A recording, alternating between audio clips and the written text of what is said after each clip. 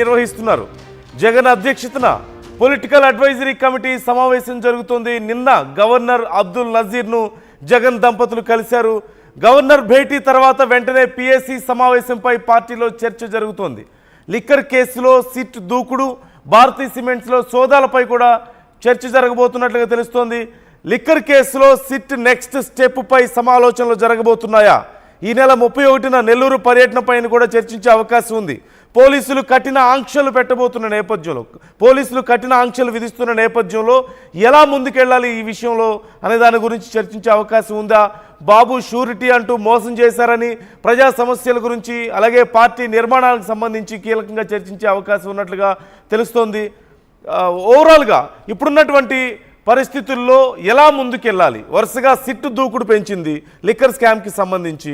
మరోవైపు భారతీ సిమెంట్స్ ఆఫీస్లో కూడా సోదాలు నిర్వహించడం, మరోవైపు జగన్ నిర్వహిస్తున్నటువంటి ఈ వరుస టూర్ల విషయంలో కూడా ఈ ప్రజల్ని, రైతుల్ని పరామర్శించడానికి వెళ్ళినా, నాయకుల్ని కలవడానికి వెళ్ళినా సరే పోలీసుల నుంచి ఆంక్షలు పెరుగుతున్న తరుణం మరోవైపు మనం చూస్తున్నాం.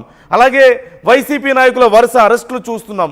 ఈ నేపథ్యంలో పిఎస్సి భేటీ అనేది చాలా కీలకంగా మారింది. మరోవైపు గవర్నర్ని ఎందుకు కలిశారు అంటూ టీడీపీ నాయకులు ప్రశ్నిస్తున్న తీరు కూడా మనకు కనిపిస్తుంది. అంటే ఎందుకు కలిశారు, ఏం మాట్లాడారో చెప్పాలంటూ వాళ్ళు కూడా అడుగుతున్న నేపథ్యంలో ఇప్పుడు ఈ మీటింగ్ చాలా కీలకంగా మారింది. ఈ అంశానికి సంబంధించి పూర్తి సమాచారం మా ఏపీ ఇన్పుట్ ఎడిటర్ కృష్ణమోహన్ రెడ్డికి తెలుసుకుందాం. కృష్ణమోహన్, ఏం జరుగుతోంది? పిఎస్సి సమావేశం యొక్క ముఖ్య ఉద్దేశం ఏంటి? చాలా వేగంగా పరిణామాలు మారుతున్నాయి. వైసీపీలో కొంత ప్రెషర్ కూడా పెరుగుతుంది అంటూ చర్చ నడుస్తున్న తరుణంలో గవర్నర్ని ఎందుకు కలిశారు? అసలు ఈ పిఎస్సి మీటింగ్ ముఖ్య ఉద్దేశం ఏంటి? ఏమైనా కీలక నిర్ణయాలు తీసుకునే అవకాశం ఉందంటారా యాక్షన్ ప్లాన్కి సంబంధించి?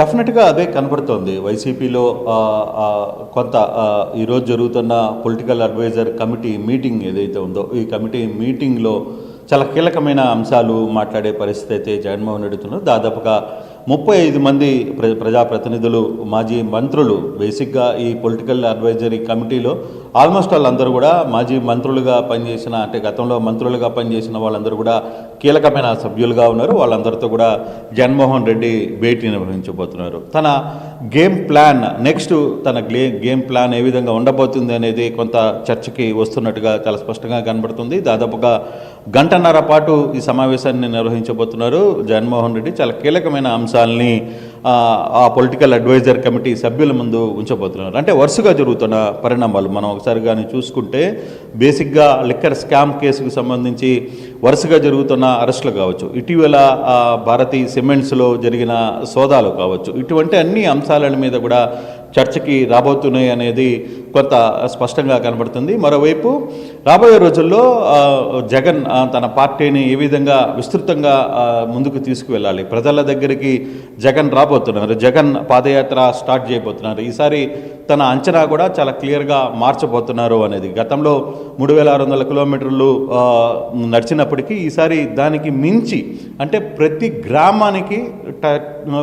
గ్రామానికి తన పాదయాత్ర నడిచే విధంగా ఉండాలని కోరుకుంటున్నట్టుగా కొంత సమాచారం పడుతుంది. అలాగే అక్కడి నుంచి గ్రామంతో పాటు అక్కడున్న మెయిన్ నియోజకవర్గాలతో పాటు అక్కడున్న మండల స్థాయి నేతలతో, వాళ్ళందరితో కూడా జగన్మోహన్ రెడ్డి కలవాలని ఒక ప్రయత్నం చేస్తున్నారనేది ఒక చర్చ జరుగుతోంది. దాని మీద ఒక యాక్షన్ ప్లాన్ జగన్మోహన్ రెడ్డి చేస్తున్నారు. ప్రతి ఇంటికి, ప్రతి గడపకి ఆయన టచ్ చేయాలి. ప్రతి ఇంట్లో ఉన్న కార్యకర్తని, అక్కడున్న ప్రజల్ని తను కలవాలి అనుకునే ఒక ప్రయత్నాన్ని చాలా గట్టిగా చేయబోతున్నారనేది చాలా స్పష్టంగా మనకి అర్థమవుతుంది.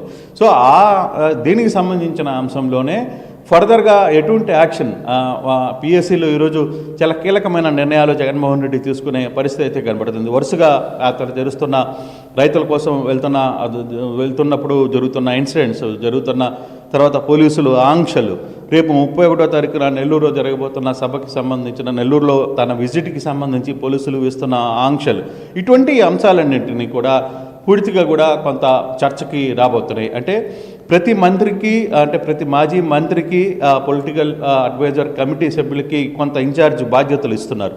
ఆ బాధ్యతల ద్వారా అక్కడున్న తిరిగి తన క్యాడర్ని అంతా కూడా సమాయత్తం చేయాలి. ఇప్పటికే చాలా క్లియర్గా చేశారు. గతంలో కొన్ని మేము తప్పులు చేశామని ఓపెన్గా ఒప్పుకుంటున్నారు. ఆ తప్పులు జరిగిన నేపథ్యంలో ఫర్దర్గా జరుగుతున్న ఇన్సిడెంట్స్ ఏం జరగబోతుంది, ఎటువంటి అంశాలు కావాలి, క్యాడర్ని కార్యకర్తని మన వైపుగా ఎలా నిలబెట్టుకోవాలి. దాదాపుగా గతంలో అంటే 11 సీట్లు వచ్చినప్పటికీ పోలింగ్ శాతం చూసుకుంటే 1,34,00,000 దాకా, దాదాపుగా 1,40,00,000 మంది ఓట్లు జగన్కి వేశారు సింగిల్గా. సో అటువంటి నేపథ్యంలో వాళ్ళందరినీ మనం ఏ విధంగా తన వైపుకి తిప్పుకోవాలి, వాళ్ళందరితో కలిసి మనం ఏ విధంగా ముందుకు వెళ్ళాలి అనే ఒక చర్చ చాలా దిశానిర్దేశం చేయబోతున్నారు జగన్మోహన్ రెడ్డి. ఈ దిశగానే కొంత ఇంటర్నల్గా జరుగుతున్న ఇష్యూస్ మీద కూడా అక్కడక్కడ కొంత గ్యాప్స్ ఉన్నాయి, కొందరి మధ్య గ్యాప్స్ జరుగుతున్నాయి. మరోవైపు కాంగ్రెస్ నుంచి లేదు ఇతర పార్టీల నుంచి వైసీపీ వైపుకి చూస్తున్న వాళ్ళందరికీ డోర్స్ తెరవాలనే ఒక నిర్ణయానికి జగన్మోహన్ రెడ్డి వచ్చినట్టుగా కూడా క్లియర్గా అర్థమవుతుంది. జగన్మోహన్ రెడ్డి ఇక మీదట కాంగ్రెస్లో కొంత సీనియర్ నాయకులు కావచ్చు, లేకపోతే ఇతర పార్టీల్లో కొంత అయిష్టతో ఉన్న వాళ్ళందరూ కూడా వైపీకి చూస్తున్న నేపథ్యంలో సో అటువంటి వాళ్ళందరినీ కూడా వైసీపీలోకి తీసుకుంటే ఎలా ఉంటుంది అనే ఒక చర్చ కూడా జరుగుతుంది. అటువంటి అంశాన్ని తీసుకునే ప్రయత్నం చేస్తే పార్టీ ఏ విధంగా ముందుకు రాబోతుంది, రాబోయే రోజుల్లో ఏ విధంగా ముందుకు వెళ్ళాలి. ఒకవేళ ఇటువంటి అంశాలు ఒకటైతే మరోవైపు ఒక సమస్య వైసీపీని వెంటాడుతోంది. షార్ట్ షీట్లో జగన్మోహన్ రెడ్డి పేరు రావడం లిక్కర్ స్కామ్కి సంబంధించిన వ్యవహారంలో, ఒకవేళ అది భారతీ సిమెంట్స్ వరకు కూడా వెళ్ళడం, భారతీ సిమెంట్ సోదాల వరకు వెళ్ళడం, అంటే తద్వారా ఒక ఇండికేషన్ సిట్ ఇస్తోంది నీ దగ్గరికి త్వరలో రాబోతున్నాం అనే అంశాన్ని చెప్పబోతున్న నేపథ్యంలో ఒకవేళ అటువంటి సంఘటన జరిగితే ఏ విధంగా ముందుకు వెళ్ళాలి అనే ఒక చర్చ కూడా జరుగుతుంది. బహుశా ఆ చర్చ రాకపోయినా జగన్మోహన్ రెడ్డి ఆ వ్యవహారం మీద మాత్రం చాలా కీలకంగానే కొంత నిర్ణయాలు తీసుకోబోతున్నారు.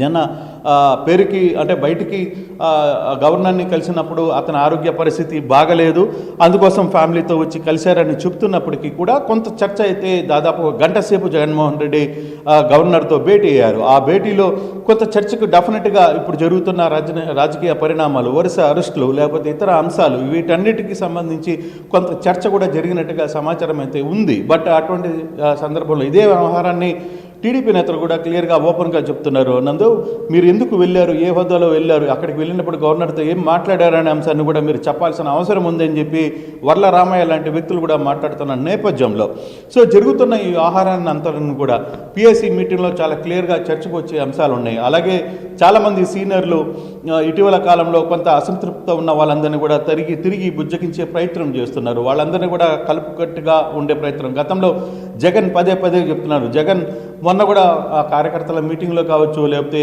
యువజన సంఘం మీటింగ్లో కూడా ఆయన క్లియర్గా ఒకటే చెప్పారు. గతంలో నేను ప్రజా సంక్షేమం కోసం పాటుపడిన తర్వాత మిమ్మల్ని అందరినీ కూడా కొంత అలసత్వం చేశాను, కానీ జగన్ 2.0 మాత్రం అలా ఉండదు. కార్యకర్తకి జగన్ అనేవాడు ఎప్పుడు అందుబాటులో ఉంటాడు, ఖచ్చితంగా కార్యకర్తలకి అందుబాటులో ఉండే ప్రయత్నం నేను చేస్తున్నాను.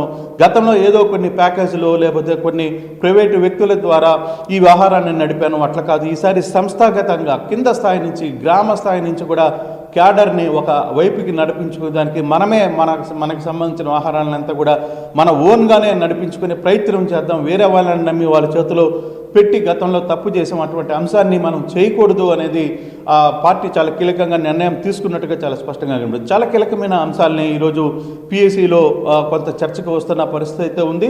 సో ఎటువంటి అంశాలని ఇంకా చర్చ కొనసాగుతుంది కాబట్టి బయటకు వస్తే కానీ కొంత పూర్తి వివరాలు తెలియదు, కానీ చాలా కీలకమైన అంశాలు ఇటువంటి అంశాలన్నిటిని కూడా ఈరోజు పిఎస్సిలో చర్చకైతే రాబోతున్న పరిస్థితులు మనం చూస్తున్నాం.